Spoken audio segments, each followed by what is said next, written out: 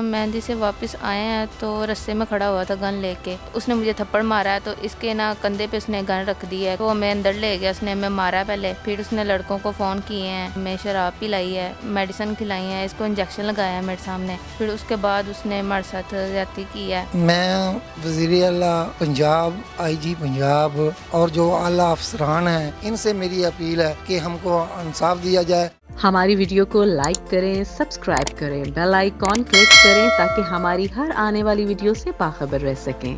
बिस्मिल्लाहिर्रहमानिर्रहीम। नाज़रीन अस्सलाम वालेकुम, मैं हूं आपका मेज़बान हाफिज़ खुरम शहजाद और आप देख रहे हैं न्यूज़। नाज़रीन, शरकपुर के नवाही गांव फतोवाला में मैं मौजूद हूं, जहां पर दरिंदगी का इंतहाई अफसोसनाक वाक़या पेश आया। मेरे साथ मौजूद हैं 20 साला अक्सा जो हाफ़िज़ कुरान है और इनके भाई 14 साला अवैस, जिसे नवाज नामी अबाश मुलज़म ने शादी से आते हुए रात को अगवा किया। अगवा के बाद वो अपने घर ले गया, यरगमाल बनाया और अपने दो और दोस्तों को बुलाकर सारी रात नशे के टीके लगाते रहे, शराब पिलाते रहे, नशावर चीज़ें पिलाकर उन्होंने सारी रात इस हवा की बेटी को ज़्यादती का निशाना बनाया। बात यहाँ पर ख़त्म नहीं हुई नाज़रीन, इसके अलावा जो अवैस था उसे भी बदफेली का निशाना बनाया गया। अगर गैंग रेप कहूँ तो ये भी गलत नहीं, बहन को भाई के सामने और भाई को बहन के सामने दरिंदगी का निशाना बनाया गया। जुल्म की ये वो दास्तान है नाजरीन जो ना मिटने वाली है।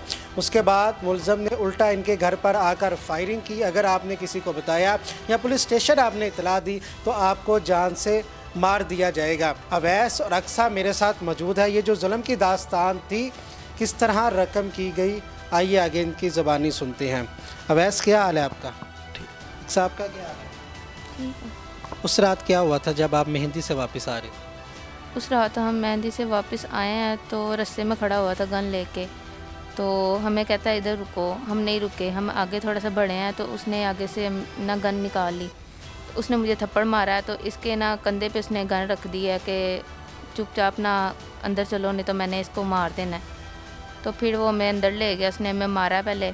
फिर उसने लड़कों को फ़ोन किए हैं, वो लोग आए हैं, उन्होंने हमें शराब पिलाई है, मेडिसिन खिलाई है, इसको इंजेक्शन लगाया है मेरे सामने। फिर उसके बाद उसने हमारे साथ ज्यादती की है। कितने अफराद? 3-4 लोग थे। मारा भी था?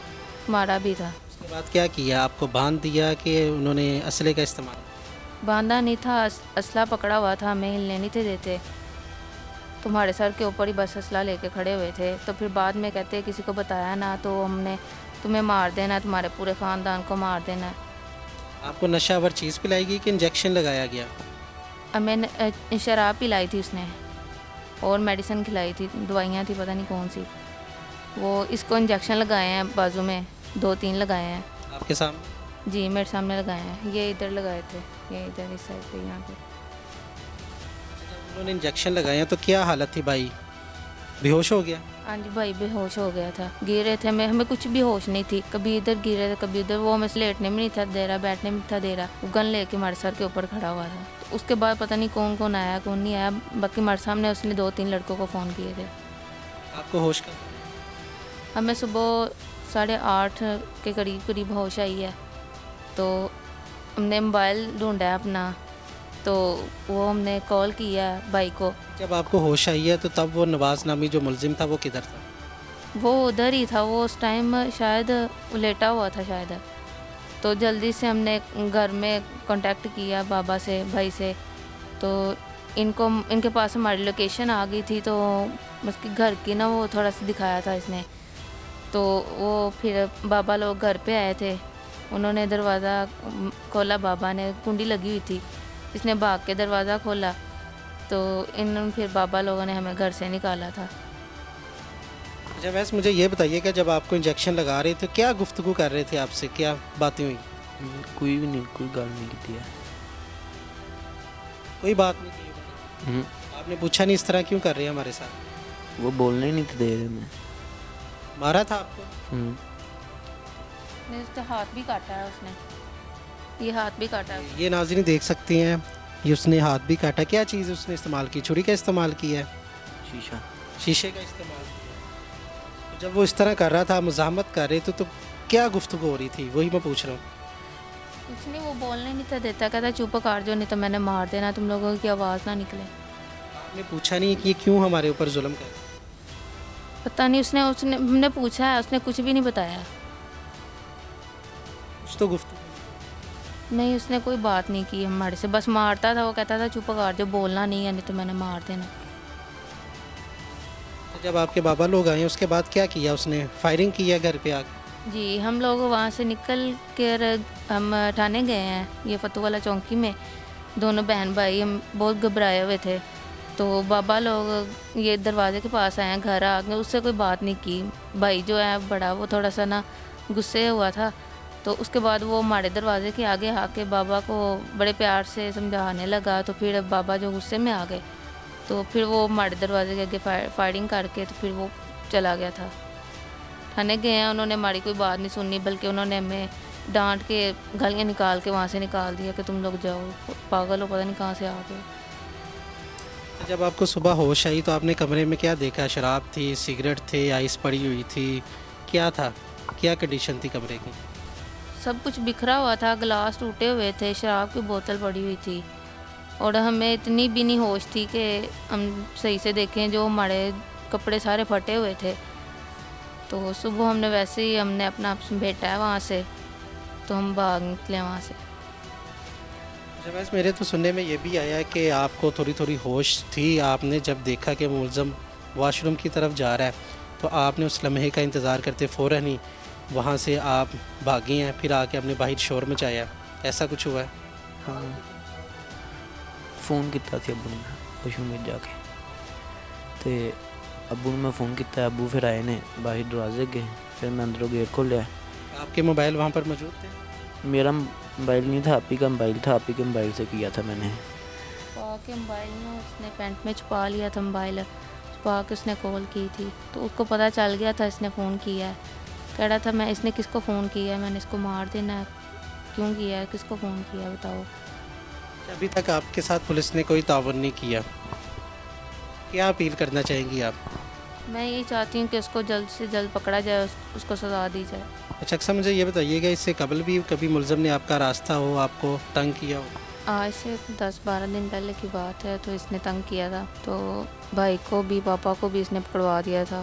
क्या हुआ था तब? क्यों FIR आपके वालिद साहब पे भी करवाई गई, क्यों पकड़वाया गया? बस ऐसे ही झगड़ा उसने किया, कोई बात भी नहीं थी यार। बच्चे गुजर रहे थे बाइक पे, उसने फायरिंग की है पहले, फिर गालियाँ निकाली हैं। तो उसके बाद में हमने कॉल किया 15 पे, उसने फिर बात करके उनसे हमें ही पकड़वा दिया, भाई को, पापा को। तो उसके बाद उसने लड़के को भेजा है कि मैं ना छुड़वा देता हूँ, तो मेरे से बात करो, तो मैं ना उनको छुड़वा दूँगा। तो 1 से 2 दफ़ा मैंने उसको कॉल की है, तो उसने कोई बात नहीं सुनी। तो उसके बाद फिर मैंने उसको कोई फ़ोन नहीं किया। तो उसका कहना ये भी है कि इस लड़की के साथ मेरे रिलेशन थे, ये मेरे साथ फ़ोन पे बात करती थी, था आप बात करती थी उससे?